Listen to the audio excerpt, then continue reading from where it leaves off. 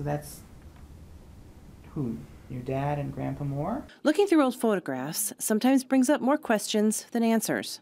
That's what it says on the back. Yeah, I know, but... For years, Andrew Daft and his cousins were told their great-grandfather, Peter Goslin, died in a lumber mill accident. His grandmother was a kid when he died, so she knew little else. I think I was just too small to know the difference.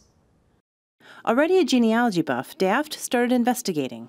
He discovered Goslin actually died of a stroke while at the Outagamie County Asylum in 1934. I think it probably would have been something that people were ashamed of. Daft also found that his great-grandfather was buried in an unmarked grave near where the asylum was located, along with 132 others. The asylum opened in 1889 to house people with mental illness and disabilities. Burials ended in 1943, and a similar facility is now on the same grounds. There is little evidence anyone is buried here today, except for this sign. Some families were too poor for headstones, others were too ashamed.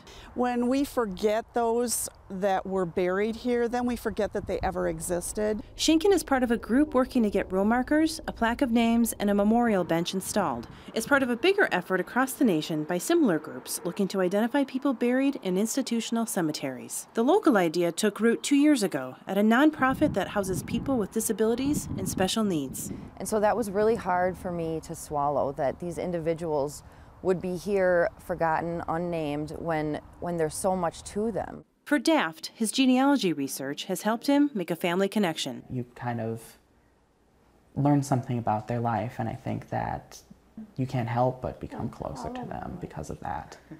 Efforts to honor generations past, ensuring those with special needs are not forgotten. Carrie Antelfinger, Associated Press.